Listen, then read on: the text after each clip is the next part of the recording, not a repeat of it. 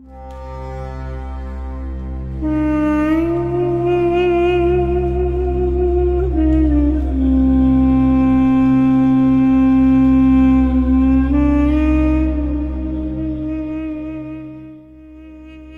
et offrandes.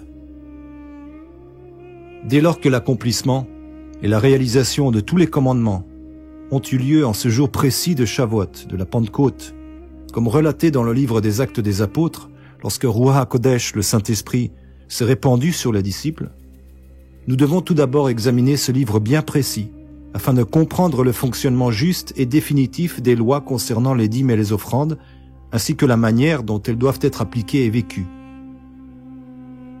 Comme nous le lisons dans l'Épître aux Galates, la loi était notre maître, notre pédagogue, jusqu'au Messie.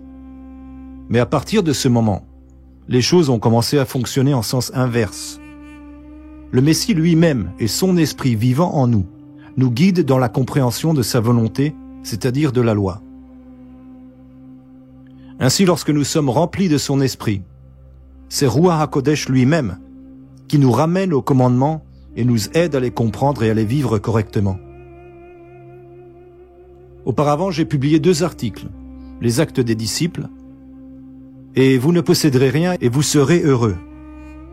Dans ce dernier, j'aborde spécifiquement la structure financière et sociale de l'Église, le corps du Messie, telle qu'elle devrait fonctionner encore aujourd'hui. Plus précisément, je n'apporte rien de nouveau, mais rappelle ce que nous pouvons lire dans les livres des Actes depuis 2000 ans. J'y souligne aussi l'importance du fait que nous ne devrions pas vivre autrement aujourd'hui que ne le faisaient les disciples d'alors. Cependant, contrairement à eux, nous vivons malheureusement rarement dans une telle proximité les uns avec les autres. Et comment vivaient donc ces premiers disciples ? Tout comme l'accomplissement des commandements de l'Ancien Testament, c'est réalisé en ce jour de Shavuot décrit dans le livre des Actes, avec l'effusion de Ruach HaKodesh.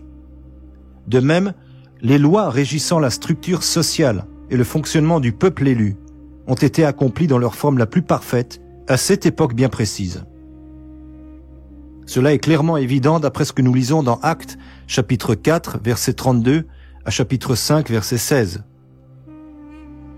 Et maintenant, Yahuwah, vois leurs menaces, et donne à tes serviteurs d'annoncer ta parole avec une pleine assurance, en étendant ta main pour qu'ils se fassent des guérisons, des miracles et des prodiges, par le nom de ton saint serviteur Yahushua.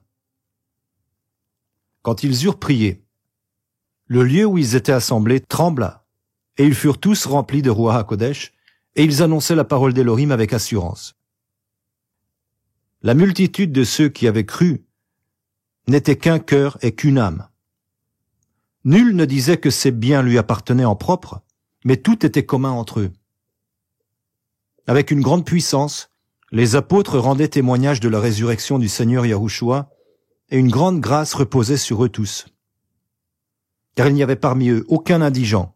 Tous ceux qui possédaient des champs ou des maisons les vendaient, apportaient le prix de ce qu'ils avaient vendu, et le déposaient aux pieds des apôtres. Et l'on distribuait à chacun selon qu'il en avait besoin. Actes chapitre 4, versets 39 à 35. Lorsque la mort sacrificielle de Yeshua sur la croix, sa résurrection, son ascension et l'effusion de son esprit se sont accomplis, Yahushua lui-même est devenu la tête de l'Église. Ainsi, Ruach HaKodesh, son esprit, c'est-à-dire lui-même, en est devenu le régisseur. Par conséquent, les disciples ont été spirituellement élevés au rang lévitique. Ainsi, chaque loi concernant les Lévites, telles qu'elles sont gravées dans la Torah, s'applique aussi à nous. Dans le sanctuaire éternel, nous sommes tous co-ouvriers du seul et unique souverain sacrificateur, Yahushua, selon l'ordre de Melchisédek. Par conséquent, les lois concernant les souverains sacrificateurs s'appliquent dorénavant à lui, tandis que celles concernant les Lévites s'appliquent dorénavant à nous. Naturellement, toutes les autres lois sont également valables, dans la mesure où c'est Ruach HaKodesh qui les établit en nous et qui nous appelle à y obéir pour les mettre en application, comme je l'ai écrit plus en détail ailleurs et à de maintes reprises. Dans Commandement à Yahushua HaMashiach, par exemple, ainsi que dans l'essence de la loi, et dans peine de mort, le commencement de la vie. Je vous invite à aller voir les vidéos et les articles sur mon site internet et sur cette chaîne YouTube. Dîmes et offrandes au service du corps du Messie.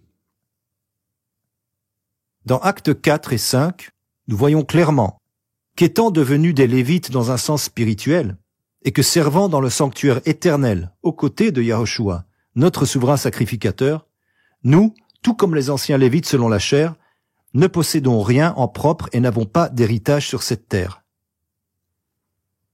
Alors qu'est-ce que cela signifie pour nous aujourd'hui? Et nous revenons une fois de plus à la question fondamentale. Ai-je mon alliance avec le Messie? Est-elle valable? Fonctionne-t-elle? Suis-je véritablement un lévite au sens spirituel? Si la réponse est oui, alors tout mon être, tout ce qui m'appartient, mes revenus, mon travail, ma famille, mon temps et mes biens terrestres, doivent tous servir à l'édification du sanctuaire, c'est-à-dire du royaume d'Élohim. Les ressources financières que je gagne doivent être utilisées uniquement à cette fin. Par exemple, si je dois dépenser de l'argent pour du carburant, afin d'aller travailler et subvenir aux besoins de ma famille, cela aussi sert le sanctuaire.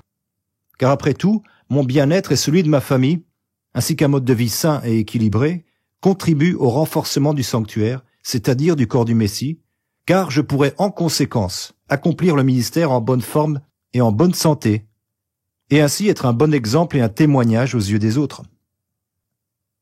C'est pourquoi il est essentiel de prier continuellement et de demander à l'Esprit du Messie de nous guider et de nous montrer intérieurement quand et dans quoi devons-nous investir notre patrimoine.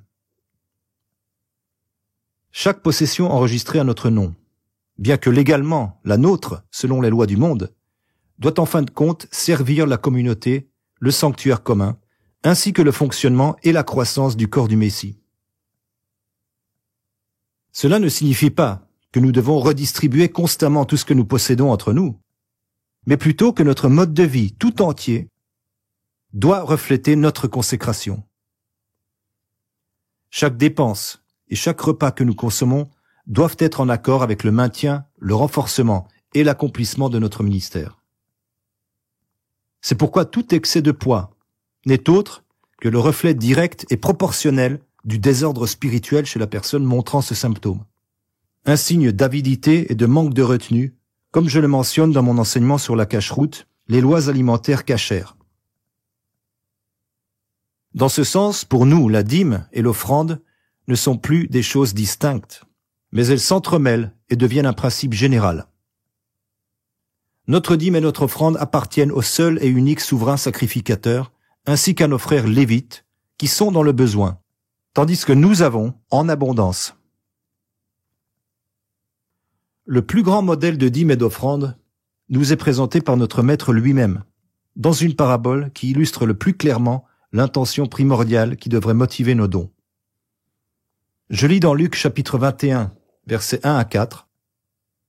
Yeshua, ayant levé les yeux, vit les riches qui mettaient leurs offrandes dans le tronc. Il vit aussi une pauvre veuve qui y mettait 2 petites pièces. Et il dit, « Je vous le dis en vérité, cette pauvre veuve a mis plus que tous les autres, car c'est de leur superflu que tous ceux-là ont mis des offrandes pour Elohim, mais elle a mis de son indigence tout ce qu'elle avait pour vivre. » Comme nous venons de le lire dans Actes 4 et 5, personne n'avait plus ou moins que ce dont il avait besoin. Chacun recevait selon ses nécessités à partir des biens communs. Aujourd'hui, comme nous ne vivons pas physiquement dans une même communauté, ou rarement, que nous n'habitons pas au même endroit et que nous n'avons pas de visibilité directe sur la vie les uns des autres, nous ne pouvons que signaler à l'autre ce dont nous avons besoin. En même temps et en parallèle, nous devons sans cesse demander la direction du Roi HaKodesh afin qu'il nous révèle à qui, quand et quoi transmettre. Ce que nous pouvons offrir à l'autre peut être un soutien d'ordre spirituel, émotionnel ou matériel.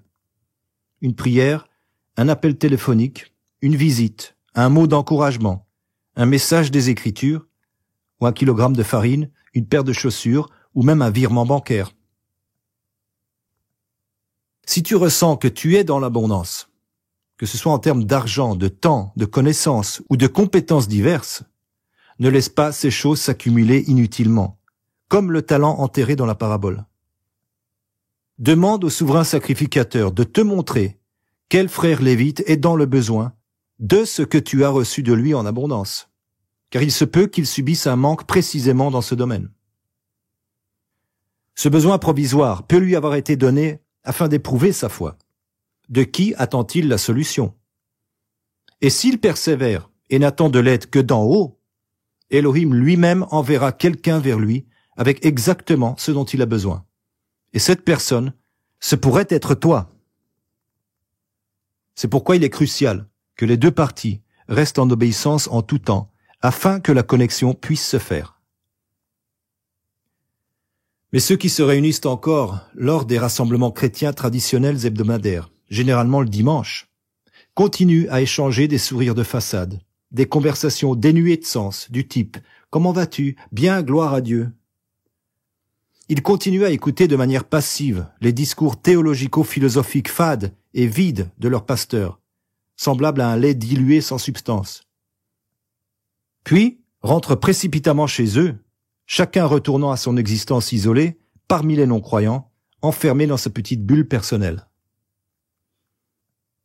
En revanche, ceux d'entre nous, qui sommes sortis de ce genre de troupeau de brebis, animés par le désir de restaurer la forme originelle de l'Église, nous nous efforçons de maintenir le contact et de nous rencontrer en personne lorsque cela est possible et lorsque l'Esprit nous y guide. Nous ne déposons pas nos biens dans une banque centrale ou une caisse gérée par une élite dirigeante qui se les répartit au lieu de les redistribuer équitablement à toute la communauté, comme l'avaient fait fidèlement les premiers apôtres. Au contraire, en tant que frères égaux, nous discutons ensemble, selon notre vision et notre ressenti, pour déterminer qui a besoin de quoi. Nos dîmes et nos offrandes vont là où notre Maître veut qu'elles aillent, et non dans les poches de faux serviteurs autoproclamés, consacrés par des hommes et non par Elohim. Cependant, comme nous sommes peu nombreux et souvent séparés par de grandes distances géographiques, les frais de déplacement et le manque de temps ne nous facilitent pas vraiment la tâche. Dîmes et offrandes au service des prédicateurs de l'évangile de prospérité. Tes dîmes et tes offrandes ne remplissent leur rôle légitime et ne deviennent une véritable bénédiction que si ceux à qui tu les donnes, qu'il s'agisse d'un pasteur, d'un enseignant, d'un ministre désigné, d'une église ou d'un réseau quelconque, lorsque ceux-ci contribuent réellement à l'édification du corps du Messie. Les églises et assemblées humaines alternatives, quelle que soit leur illégitimité, sont malgré tout parfois aptes à au moins accompagner les gens à la nouvelle naissance. La plupart d'entre nous pouvons dire que nous sommes nés de nouveau dans une telle secte, dénomination ou église protestante ou néo-protestante institutionnelle. Bien que nous ayons été des êtres difformes pendant des années, car ces systèmes n'avaient pas pour objectif premier de mener quiconque à la maturité dans la foi, mais plutôt d'augmenter et de maintenir leurs effectifs, nous sommes néanmoins bel et bien nés de nouveau. Bien qu'il ne soit pas judicieux de donner tes dîmes et tes offrandes à de telles personnes ou à de tels endroits, cela n'aura malgré tout pas été entièrement en vain. Ne te reproche donc pas d'avoir gaspillé ton énergie, ton temps et ton argent de manière infantile pour des personnes qui n'en étaient pas dignes. Ne te condamne pas non plus, car d'une part, ils te l'ont arraché par une manipulation psychologique vile, exploitant ton innocence. Après tout, si tu ne donnes pas, tu seras maudit et ainsi de suite, comme ils aimaient le crier dans leur micro. Et d'autre part, tu l'as donné avec un cœur pur et enfantin, l'offrant joyeusement à tes geôliers de l'époque, car tu les aimais et tu étais reconnaissant pour leur ministère, aussi faux fut-il. En fin de compte, ils ont été tes parents spirituels. Mais à présent tu as grandi, ou si ce n'est pas le cas, il est grand temps que tu commences à vivre de manière indépendante. Il est temps que tu serves toi-même les autres. De plus, à présent, tu ne dépends plus d'un seul endroit pour recevoir ta nourriture spirituelle et tes encouragements afin de devenir un adulte accompli dans la foi. Désormais, sur ton propre chemin, tu fais la connaissance d'autres frères et serviteurs, parfois plusieurs, qui à certains moments traversent des épreuves, manquent de quelque chose et dont le ministère a besoin de soutien pour pouvoir perdurer. À présent, tu dois demander à recevoir des instructions directement d'en haut sur la manière et la façon d'aider ton prochain et ton frère. Non plus par des intermédiaires, par des systèmes institutionnalisés, mais directement d'en haut, par Ruach HaKodesh, qui vit et agit en toi. C'est maintenant à toi de savoir comment contribuer à l'édification du sanctuaire, par ta propre force physique, ton savoir, ton influence, tes outils, ton argent et toutes tes autres ressources. Et tout cela afin de soutenir ton frère, de le maintenir ou de l'élever au niveau des autres, pour que personne n'ait ni trop peu, comme nous venons de le lire. Ruach HaKodesh révélera qui parmi nous, les véritables membres de l'Église, ont besoin de quoi et à quel moment. Toutefois, tu dois être attentif à cela et prêt à agir. Si tu vois l'âne ou le bœuf de ton frère tomber sur le chemin, ne te détourne pas d'eux. Tu dois sûrement l'aider à les relever. Deutéronome, chapitre 22, verset 4. L'un de mes commandements préférés, qui englobe tout, la piété, la dîme, l'offrande, la patience, l'altruisme, la bonté, bref, l'amour du prochain. Le but des offrandes et des dîmes n'est pas seulement de soutenir la communauté, mais aussi de prévenir l'appauvrissement au sein du peuple. Et lorsque nous aidons les externes, que ce soit par le ministère, la parole ou même financièrement, chaque effort, chaque minute passée avec eux, ainsi que chaque centime offert à eux, doit servir à les inviter et à faciliter leur entrée dans le sanctuaire. Nos dons ne doivent surtout pas servir à étancher leur soif dans une taverne ou à être gaspillés à des futilités. Comme résultat de ta naissance à nouveau, de ta maturité et de ton autonomie spirituelle, tu cesseras de soutenir financièrement ces parents spirituels entre guillemets qui ne t'ont jamais permis de grandir. Bien que ton soutien financier puisse, dans une certaine mesure, augmenter le nombre de nouveaux disciples, il renforce bien davantage et bien plus significativement ceux qui maintiennent les autres dans l'enfance spirituelle, causant ainsi plus de mal que de bien. Ne soutiens pas les oppresseurs, car ils sont rebelles, et la rébellion est équivalente à la sorcellerie. La loi dit clairement, tu ne laisseras pas vivre la magicienne. Exode chapitre 22, verset 17. C'est-à-dire celui ou celle qui use de sorcellerie. Alors cela ne signifie pas que tu dois les tuer physiquement, mais que tu dois, sur le plan spirituel, rendre leur survie impossible. Autrement dit, tu dois empêcher ces gens de vivre de ce péché. Ne contribue plus à leur salaire. Ne les soutiens aucunement, ni par la prière, ni par des dons sous quelque forme que ce soit. Cela ne s'applique naturellement pas uniquement aux femmes, mais aussi aux hommes, bien évidemment. Cependant, s'il s'agit d'une femme, la situation est d'autant plus grave, car sauf de rares exceptions, les femmes ne devraient ni enseigner ni exercer de rôle pastoral.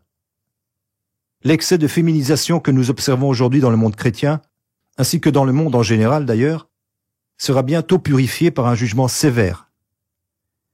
Malheureusement, cela n'arrivera plus dans le monde tel que nous le connaissons aujourd'hui, mais seulement dans le royaume du Messie qui est encore à venir, mais extrêmement proche.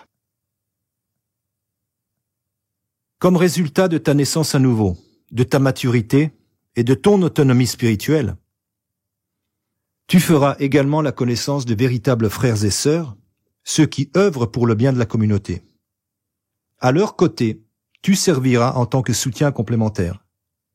En essence, vous partagerez ce que vous possédez. Vous vous échangerez vos dîmes et vos offrandes entre vous. L'un sera plus riche en sagesse, l'autre aura un don plus grand dans la guérison, un troisième disposera de ressources matérielles plus abondantes, ceux qui vivent dans l'obéissance seront guidés par Ruach HaKodesh, qui leur révélera qui doit apporter quoi, à quel moment, et de quelle manière pour soutenir la mission de l'autre. Si tu lis ou entends quelque chose qui enrichit ta vie, qui te fait avancer en esprit, rends-en grâce à celui qui te l'a transmis. Si un ministère t'a ouvert les yeux sur une vérité, soutiens-le, afin qu'il puisse continuer son œuvre et t'apporter encore davantage de lumière. Œil pour œil, dent pour dent. Ce commandement s'applique aussi dans ce sens positif.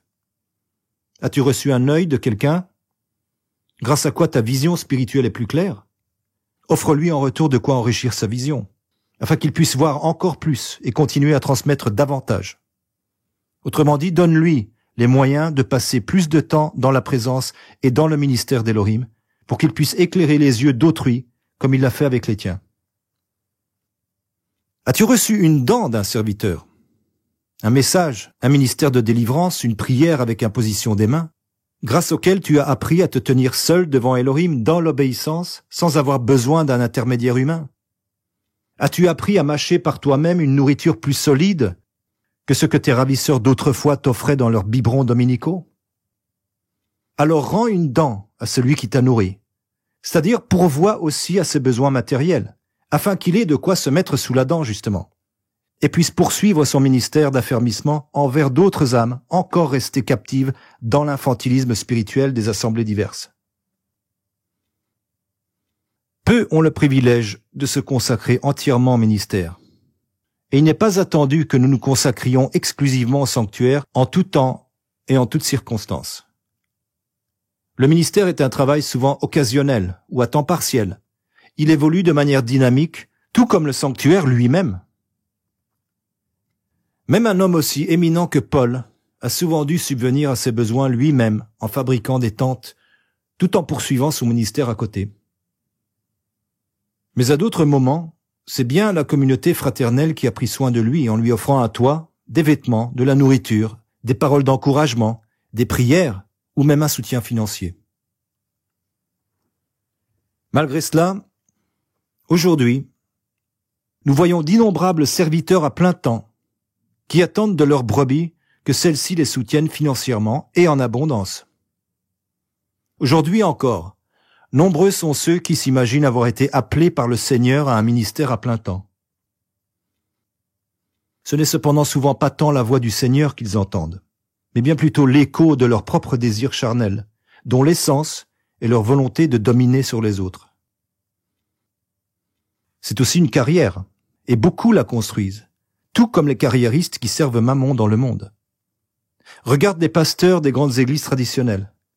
Une fois leur formation théologique achevée, ils reçoivent un logement, une voiture, et l'église couvre même leurs charges et leur carburant, en plus de leur salaire.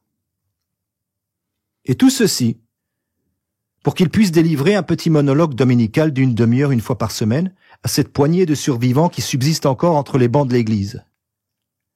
Dans le meilleur des cas, ils rendent encore quelques visites à quelques personnes âgées durant la semaine, leur apportant un soutien moral, si tant est qu'ils soient réellement engagés et croyants, car la foi n'est plus depuis longtemps une condition indispensable pour obtenir un diplôme de théologie. Les plus zélés d'entre eux iront même jusqu'à organiser une éventuelle réunion de jeunes le mercredi soir. Mais que personne n'aille s'imaginer que la situation est meilleure dans les milieux néo-protestants, pentecôtistes ou charismatiques. Donc en résumé, et concernant ces fausses églises et prédicateurs de prospérité, il faut prier pour ces geôliers aveuglés par l'argent, et surtout pas les soutenir. Prier pour qu'ils se détournent de leurs égarements, pour que ces structures disparaissent sous leur forme actuelle et cessent de causer davantage de tort. Il faut implorer Yahuwah des armées pour qu'il libère ceux qu'ils maintiennent captifs par leur chaîne de religiosité, afin que ces prisonniers soient libérés et deviennent enfin de véritables disciples en rejoignant l'unique Église universelle, celle qui est spirituelle et non bâtie de pierre, ni reconnue et partiellement subventionnée par l'État. La dîme et les offrandes ne reviennent qu'à ceux qui ne se contentent pas uniquement d'appartenir au corps du Messie, mais qui servent également, selon le commandement de Yeshua, notre souverain sacrificateur. et non comme un petit souverain sacrificateur qui agit en parallèle en tant que dirigeant de sa propre filiale, mais avec humilité, sous l'autorité de Yahushua et à ses côtés, comme son serviteur fidèle, et exclusivement pour sa gloire et pour son Église. Et certainement pas en s'expropriant des concepts bibliques, en les transformant en simples labels marketing, les estampillant comme des sceaux d'autorité pour capturer des âmes, et ceux à leur propre perte. Par exemple, catholique, c'est-à-dire au sens propre universel, luthérien ou évangélique, évangéliste, usurpant l'idée même de l'évangile, réformé, se revendiquant de restaurer l'original, mais s'étant arrêté en cours de chemin, baptiste, s'appropriant le baptême et l'immersion, ainsi que tous les autres noms des autres églises, églises de la foi, les sabbatistes, les pentecôtistes, les cours alpha, les réseaux oméga, les communautés agapées, et toutes ces institutions petites ou grandes entreprises enregistrées et subventionnées par l'État. Bâtissent-elles réellement le corps du Messie, ou juste leur propre petit empire? Mais j'ai une bonne nouvelle. Elohim, en effet, tourne souvent à son avantage ce que les hommes font mal. Ceux qui le cherchent le trouveront en temps voulu, même si d'autres tentent de se placer entre ces gens qui cherchent et Elohim lui-même. Mais malheur à ceux par qui cela arrive. Dîmes et offrandes selon l'apôtre Paul.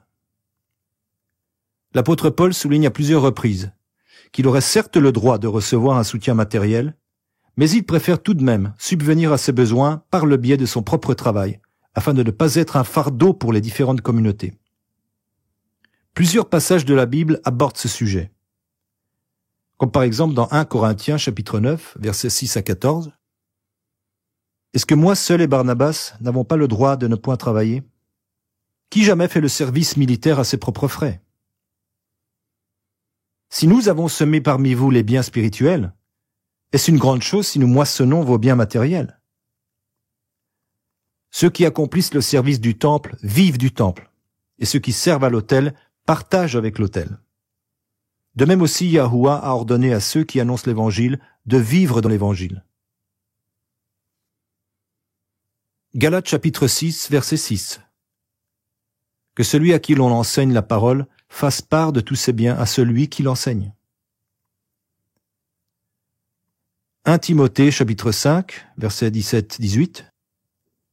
Que les anciens qui dirigent bien soient jugés dignes d'un double honneur, surtout ceux qui travaillent à la prédication et à l'enseignement. Car l'Écriture dit, tu n'emmuselleras point le bœuf quand il foule le grain, et l'ouvrier mérite son salaire. Alors puisque déjà à cette époque, des déviations apparaissaient dans l'Église, et que Paul, après la période des Actes des Apôtres, avait entre autres pour mission d'écrire à ces assemblées en train de s'égarer, il choisit lui-même de subvenir à ses besoins par son propre travail. Il préférait cela plutôt que de dépendre de prétendus frères, entre guillemets, dont la vie laissait transparaître des signes d'avidité et de matérialisme. Par exemple, dans Actes, chapitre 18, verset 3. Et comme il avait le même métier, il demeura chez eux et y travailla, car ils étaient fabricants de tentes. Ensuite, 1 Corinthiens, chapitre 9. Mais nous n'avons point usé de ce droit. Au contraire, nous souffrons tout, afin de ne pas créer d'obstacle à l'évangile du Messie. Car il vaudrait mieux pour moi mourir que de me laisser enlever ce sujet de gloire. Ensuite, 2 Corinthiens, chapitre 11. Ai-je commis un péché en m'abaissant moi-même afin que vous fussiez élevés? Parce que je vous ai annoncé gratuitement l'évangile d'Elohim? J'ai dépouillé d'autres assemblées, en recevant d'elles un salaire pour vous servir. Et lorsque j'étais chez vous, et que je me suis retrouvé dans le besoin, je n'ai été à charge à personne, car les frères venus de Macédoine ont pourvu à mes besoins. 2 Thessaloniciens chapitre 3. Vous savez vous-même comment il faut nous imiter, car nous n'avons point vécu parmi vous dans le désordre. Nous n'avons mangé gratuitement de pain de personne, mais dans le travail et dans la peine, nous avons été nuit et jour à l'ouvrage pour n'être à charge à aucun de vous. Ce n'est pas que nous n'en ayons pas le droit, mais nous avons voulu vous donner en nous-mêmes un modèle à imiter. Donc, qu'est-ce que nous voyons dans tous ces passages bibliques? C'est qu'en fait, Paul reconnaît qu'il serait en droit de recevoir un soutien matériel et cite d'ailleurs l'Ancien Testament, par exemple, l'ouvrier mérite son salaire, qui vient de Deutéronome chapitre 25.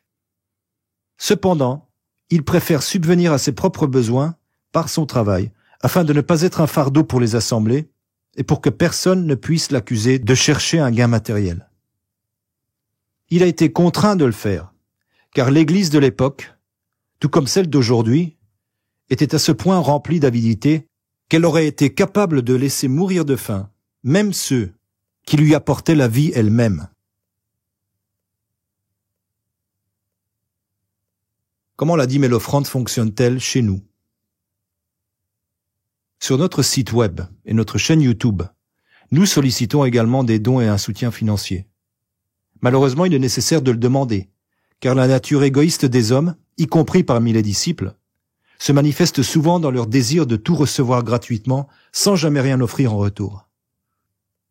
Beaucoup préfèrent adopter l'attitude de l'enfant naïf, prétextant les abus qu'ils ont pu observer dans certaines assemblées pour se dérober à leurs responsabilités et s'exempter de ce devoir.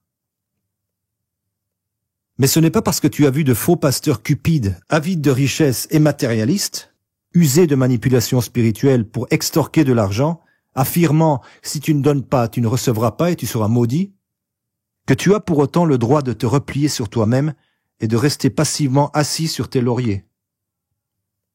Encore une fois, ne tombe pas d'une extrême à l'autre. Que personne ne s'imagine que la question de la dîme et des offrandes serait ainsi rendue obsolète, ou qu'il en serait personnellement exempté. Si en toi subsiste encore une part de ruse et d'attachement matériel, si ton vieil homme n'est pas entièrement mort, alors tu n'es en rien différent de ces faux serviteurs indignes qui servent notre Maître, qu'ils nomment Seigneur Jésus-Christ, non par amour, mais par avidité et soif d'argent et de gloire.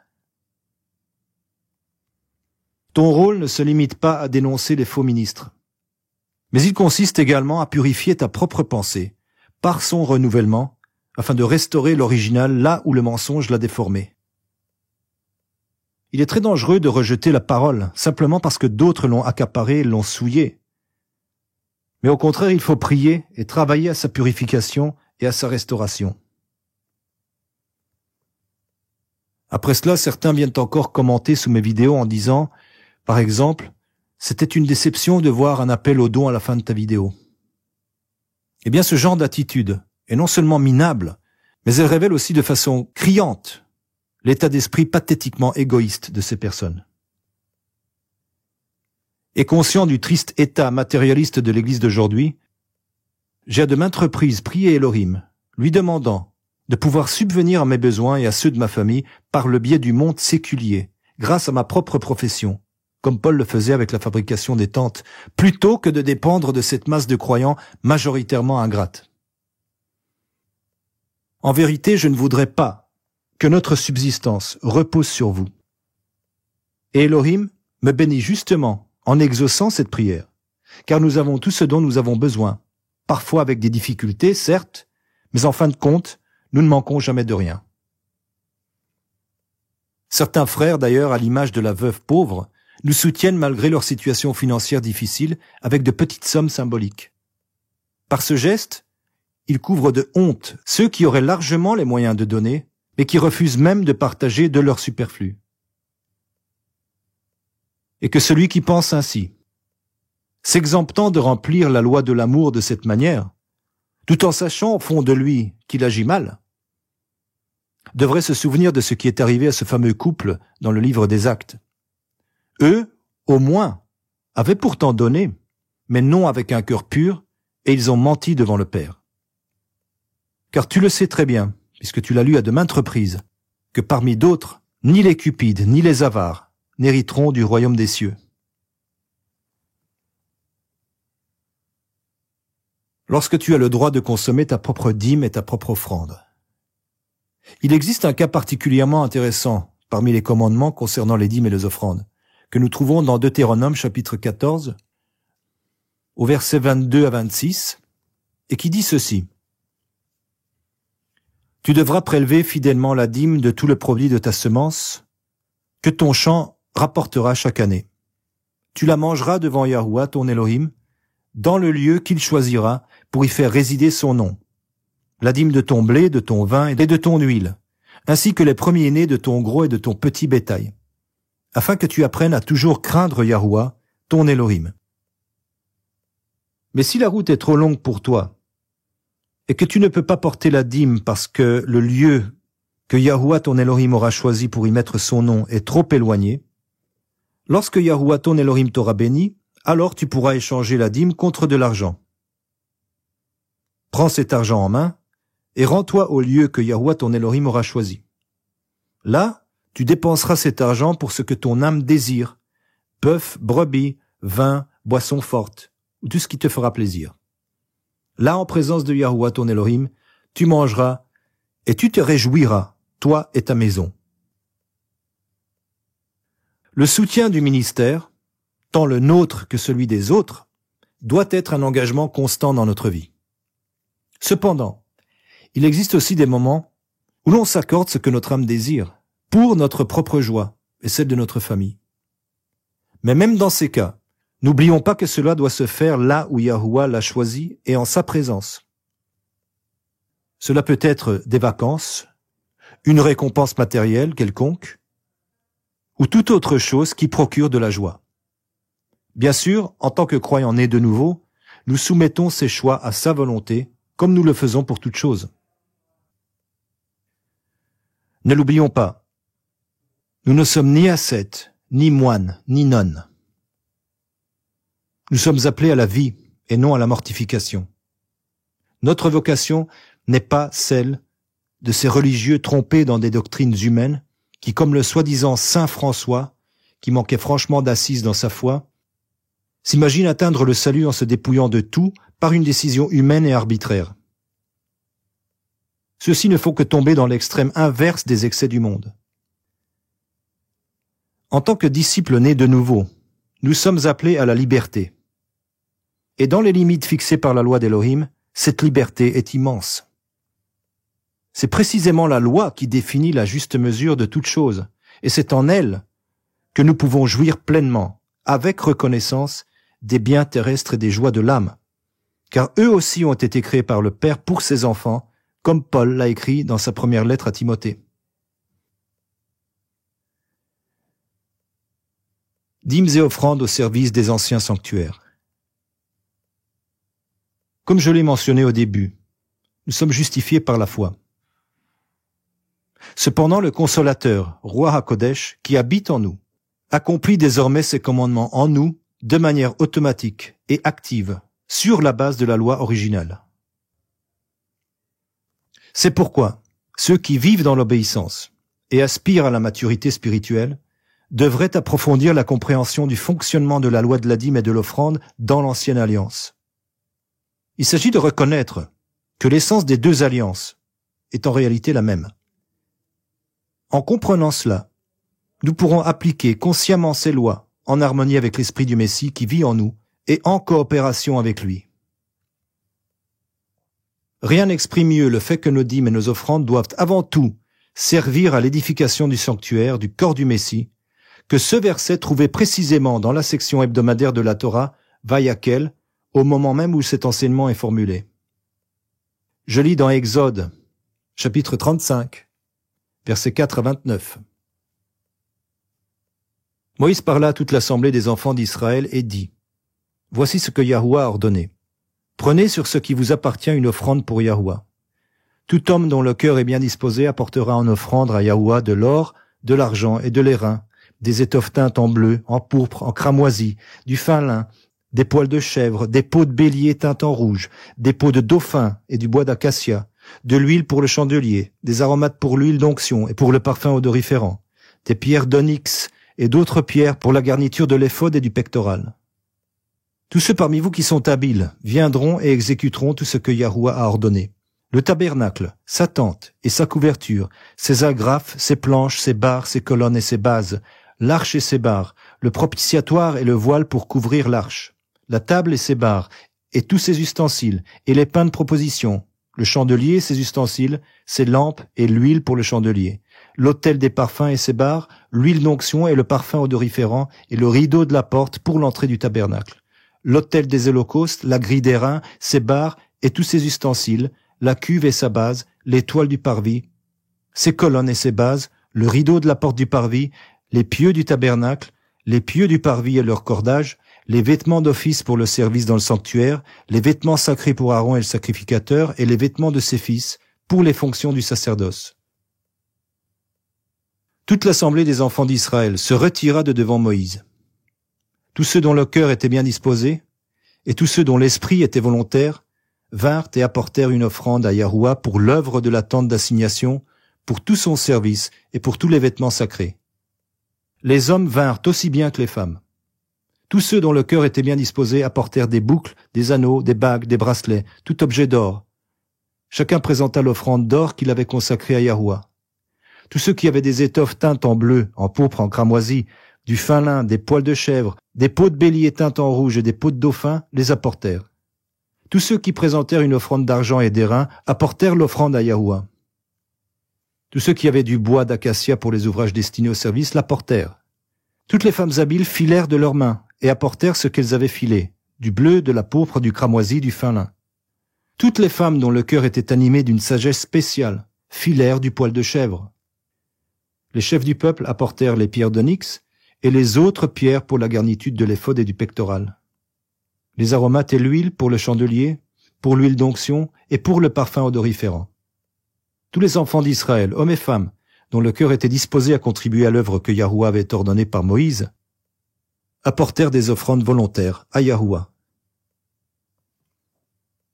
Il serait trop long de dresser la liste de tout ce qui compose le sanctuaire et de détailler les multiples façons dont nous pouvons contribuer à sa construction. Plus encore, il serait fastidieux d'expliquer en détail la signification spirituelle et symbolique de chaque élément que l'on vient de citer. Ce qu'il est le plus important de souligner ici, c'est que le don doit toujours venir du cœur. Celui qui donne ne doit pas être guidé par la contrainte ou la pression, mais par la joie, l'allégresse et la loi vivante et gravée en nous par Ruach HaKodesh. L'huile, les épices, les planches, l'or, les peaux d'animaux, tous ces éléments symbolisent notre gratitude, nos talents, nos biens matériels, le fruit de notre travail, notre vision, notre sagesse, notre force, notre volonté et nos paroles. C'est avec eux que nous revêtons et consacrons le souverain sacrificateur, et les uns et les autres, ses fils, et c'est par eux que nous recevons également, nous-mêmes, depuis le ministère. Pour une compréhension plus approfondie, voir mon enseignement intitulé « Fêtes éternelles », où j'explique plus en détail comment nous vivons le ministère au sein du sanctuaire, ainsi que la façon dont nous vivons la nature constante et continue de ses promesses, de ses fêtes et de ses commandements. L'essentiel est que Moïse n'a pas construit le tabernacle dans le désert selon ses propres idées, mais selon le modèle qu'Élohim lui a révélé dans Exode chapitre 25. Regarde et fais-les, d'après le modèle qui t'a été montré sur la montagne. Quel autre modèle cela pourrait-il être, sinon le corps du Messie, ce sanctuaire dont nous sommes déjà membres concrets? Serions-nous dispensés de cette section de la Torah que nous venons de lire et de toutes ces instructions sous prétexte que nous ne sommes plus sous la loi? Ceux qui tiennent ce genre de discours se coupent eux-mêmes et trompent ceux qui les écoutent de la possibilité de bâtir le véritable sanctuaire. Tous ces anciens commandements doivent être accomplis et appliqués dans ce sanctuaire ultime et éternel, auquel nous sommes tous appelés à appartenir. Comme je l'explique sans cesse, beaucoup ne construisent pas ce sanctuaire, mais construisent plutôt leur propre campement de scouts, avec ces petites tentes qui n'en sont que les vaines contrefaçons. Bien qu'ils pensent bâtir le corps du Messie et le royaume d'Élohim, ils se trompent eux-mêmes et entraînent dans leur erreur ceux dont ils prétendent être les chefs. La grâce d'Élohim est cependant telle qu'il permet que ses disciples naissent même au sein de ces constructions humaines, et qu'après un temps, il les appelle à en sortir. Mais malheureusement, bien peu sont ceux qui répondent à cet appel. Dîmes et offrandes d'Abraham à Melchisédek. La question se pose donc, comment aborder tout cela et comment le mettre en pratique? À qui, en quoi et par quels moyens apporter ton aide? Eh bien, fais comme Abraham lorsqu'il conclut une alliance avec Elohim et que Melchisédek, le grand prêtre et prince, est venu à lui pour lui proposer les signes de cette alliance. À ce moment-là, Abraham fit la promesse de donner la dîme de tout ce qu'il possédait. De nombreux enseignants interprètent cet acte comme un geste symbolique. Le chiffre 10, représentant la plénitude, traduirait en réalité le fait qu'Abraham a offert toute sa richesse et toute son existence à Elohim à ce moment précis. Et cette lecture est tout à fait valable. Et c'est bien le message que nous avons développé jusqu'ici. Tout ce que nous avons appartient à Elohim, car c'est lui qui nous l'a donné pour que nous le lui remettions sur son autel. C'est exactement ce qu'Abraham avait fait avec son propre fils, Isaac. Il l'a offert en sacrifice, pour ensuite le recevoir à nouveau, purifié, libéré de tout attachement égoïste et de toute idolâtrie humaine. Pour une vision plus approfondie sur le sujet, voir mon enseignement Shabbat Vayera dans la section Sacrifice humain. L'ancienne alliance est claire concernant la dîme. Il s'agit d'une part qui est consacrée à Elohim et qui est destinée principalement à soutenir les Lévites, les pauvres et les veuves. Nos dons et notre générosité doivent découler d'un élan sincère du cœur et non d'un simple devoir, d'une contrainte ou de l'attente d'une récompense en retour.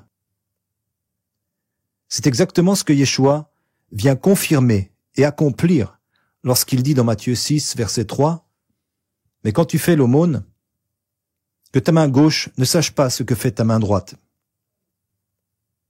Ici, Yeshua enseigne la juste attitude à avoir envers le don. Il nous exhorte à aider les autres sans chercher de reconnaissance ou de récompense, mais à le faire de manière inaperçue et avec un cœur pur. Ensuite, il continue dans Matthieu 6, au verset 4, « Afin que ton aumône se fasse en secret, et ton Père qui voit dans le secret te le rendra publiquement. »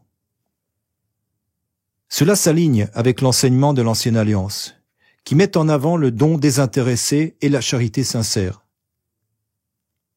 Peut-être ainsi comprenons-nous mieux la parabole du jeune homme riche racontée dans Matthieu 19, dans Marc 10 et dans Luc 18. Ici également, Yeshua, le souverain sacrificateur selon l'ordre de Melchisédek, qui avait tout reçu d'Abraham à cette époque, attendait de ce jeune homme la même offrande et la même soumission totale.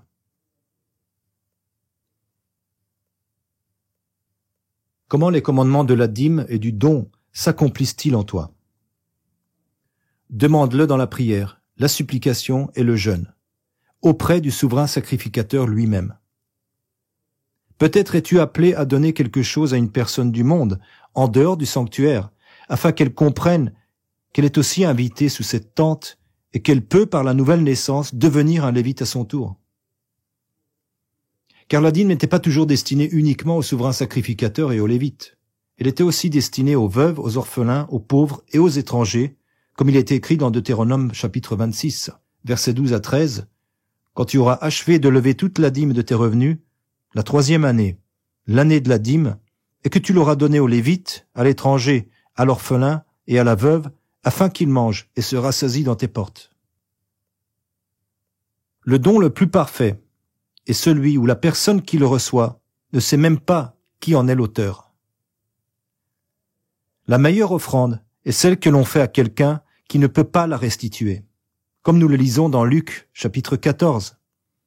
Mais lorsque tu donnes un festin, invite les pauvres, les estropiés, les boiteux, les aveugles, et tu seras heureux de ceux qui ne peuvent pas te rendre la pareille, car cela te sera rendu à la résurrection des justes.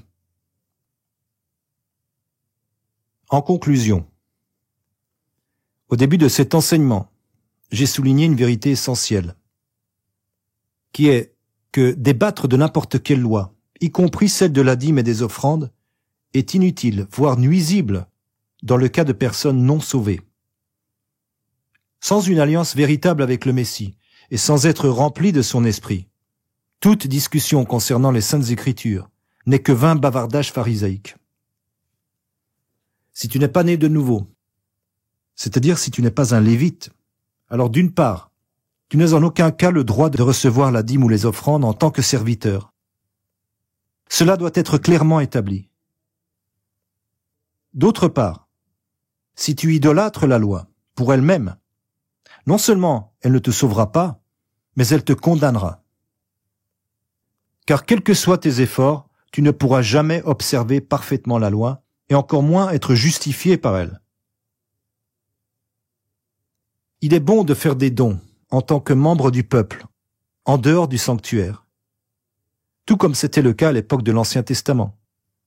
En faisant cela, tu fais du bien, à la fois au royaume d'Élohim et à toi-même, et tu en seras béni à court terme. Cependant, personne, y compris toi, n'est appelé à passer toute sa vie uniquement comme un simple soutien extérieur au sanctuaire. Au contraire, tu es appelé à naître de nouveau et à vivre comme un membre du sanctuaire en tant que lévite, et ce pour l'éternité. Ton objectif ne doit pas être centré sur la dîme, les offrandes, les fêtes ou tout autre commandement, mais sur une repentance sincère et véritable.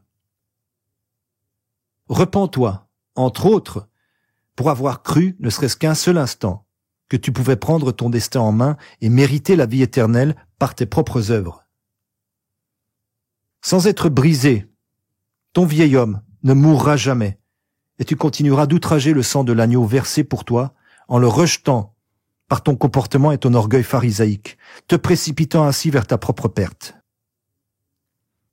Il te faut naître de nouveau et te remplir de Ruach HaKodesh, qui gravera directement ses commandements dans ton cœur, afin qu'ils deviennent tes nouveaux instincts purifiés, guidant tes actes et ta vie. Quant à toi qui es déjà né de nouveau, et qui devrait depuis longtemps vivre et agir en tant qu'adulte spirituel, pour élever d'autres croyants, afin qu'ils deviennent autonomes et matures à leur tour, des Lévites au service du seul grand prêtre Yahushua, tu as aussi des comptes à rendre. Repens-toi de cette illusion transmise par tes prédécesseurs et tes guides spirituels, selon laquelle la dîme et les offrandes serviraient à bâtir ton propre petit royaume, ton petit Vatican personnel. Il est temps d'arrêter cette course insensée et d'arrêter d'engendrer des croyants déformés autour de toi. Demande principalement la guérison de tes propres déformations spirituelles, afin de devenir une nouvelle créature resplendissante, prête comme une vierge sage pour l'ultime rencontre avec l'époux qui est à la porte. Car seul un être déformé engendre d'autres êtres déformés. On pourrait passer des heures à expliquer et illustrer comment la loi de la dîme et des offrandes devrait-elle fonctionner. Mais ce message est déjà bien assez long comme ça. Et afin de rester cohérent avec mon principe, qui est qu'à un certain moment, nous ne pouvons plus nous enseigner les uns les autres, mais seul Ruach HaKodesh peut nous guider plus loin sur notre chemin de disciple, je souhaiterais conclure en lisant les commandements de l'Ancien Testament qui parlent des dîmes et des offrandes. Je ne souhaite que citer la parole elle-même. Et toi, pendant ce temps, pendant que tu écoutes, demande et laisse Ruach HaKodesh graver ces commandements en toi, pour qu'ils prennent vie dans ton cœur et soient manifestes dans le monde visible au travers de ta personne. Non plus par obligation ni par intérêt personnel, mais avec joie et allégresse. En un mot, par amour. Verset concernant la dîme. Genèse chapitre 14, verset 20. Béni soit le Très-Haut Elohim, qui a livré tes ennemis entre tes mains. Et Abraham lui donna la dîme de tout. Genèse chapitre 28, verset 22. Cette pierre que j'ai dressée pour monument sera la maison d'Elohim, et je te donnerai la dîme de tout ce que tu me donneras. Ici, il s'agit du vœu de Jacob qui est fait à Elohim. Lévitique 27, verset 30-32. Toute dîme de la terre, soit des semences de la terre, soit du fruit des arbres, appartiennent à Yahuwah. C'est une chose consacrée à Yahuwah. Toute 10e bête du gros et du menu bétail, qui passera sous la verge du berger, sera consacré à Yahuwah. Nombre chapitre 18, versets 21-26. Je donne comme possession aux Lévites toutes les dîmes en Israël, en retour du service qu'ils font, du service de la tente d'assignation. Deutéronome chapitre 12, verset 6. Vous y apporterez vos holocaustes, vos sacrifices, vos dîmes, vos offrandes élevées de vos mains, vos offrandes votives et volontaires, et les premiers-nés de votre gros et menu bétail. Deutéronome 14, versets 22-29. Tu prélèveras la dîme de tout ce que produira ta semence, de ce que rapportera ton champ chaque année. Deutéronome chapitre 26, versets 12-13. Quand tu auras achevé de lever toute la dîme de tes revenus, la 3e année, l'année de la dîme, et que tu l'auras donnée aux Lévites, à l'étranger, à l'orphelin et à la veuve, ils mangeront et se rassasieront dans tes portes. 2 Chroniques, chapitre 31, versets 5-6. Dès que l'ordre fut publié, les enfants d'Israël apportèrent en abondance les prémices du blé, du moût, de l'huile, du miel et de tous les produits des champs. Ils apportèrent aussi en abondance la dîme de tout. Prophète Néhémie, chapitre 10, versets 37-38. Nous apporterons à la maison d'Élohim les prémices de notre terre et les prémices de tous les fruits et de tous les arbres. Et nous apporterons la dîme de notre sol aux Lévites. Prophète Malachie, chapitre 3, versets 8 et 10. Un homme trompe-t-il Élohim? Car vous me trompez. Apportez à la maison du trésor toutes les dîmes, afin qu'il y ait de la nourriture dans ma maison. Mettez-moi de la sorte à l'épreuve, dit Yahuwah des armées, et vous verrez si je n'ouvre pas pour vous les écluses des cieux, et si je ne répands pas sur vous la bénédiction en abondance. Versets concernant les offrandes et les dons. Exode, chapitre 25, verset 2. Parle aux enfants d'Israël, qu'ils m'apportent une offrande. Vous la recevrez pour moi de tout homme dont le cœur est disposé à donner. Exode, chapitre 35, verset 5. Prenez sur ce qui vous appartient une offrande pour Yahuwah. Que tout homme dont le cœur est bien disposé apporte une offrande à Yahuwah. Deutéronome chapitre 15.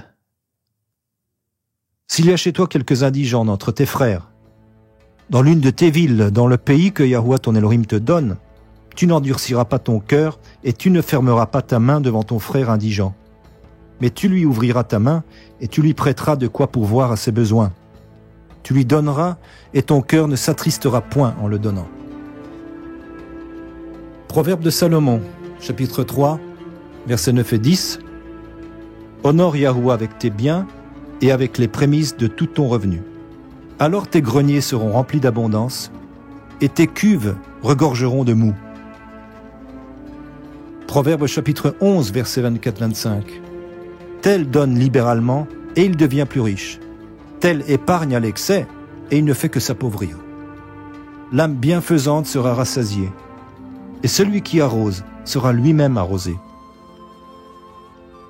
Proverbe 19, verset 17. Celui qui a pitié du pauvre prête à Yahuwah, qui lui rendra selon son œuvre. Proverbe 22, verset 9. L'homme au regard bienveillant sera béni parce qu'il donne de son pain aux pauvres. Prophète Ésaïe, chapitre 58, versets 7 à 10. Partage ton pain avec celui qui a faim et fais entrer dans ta maison les malheureux sans asile. Si tu vois un homme nu, couvre-le et ne te détourne pas de ton semblable. Daniel chapitre 4, verset 27. Romps avec tes péchés en pratiquant la justice, et avec tes iniquités en usant de miséricorde envers les malheureux, et ton bonheur pourra se prolonger. Et pour terminer, Psaume 112, verset 9. Il fait des largesses, il donne aux indigents, sa justice subsiste à jamais, sa tête s'élève avec gloire. Ce dernier verset, naturellement, parle de Yeshua, que toutes nos dîmes, nos offrandes et toute la gloire lui soient rendues, également en remerciement pour cet enseignement et tous les autres.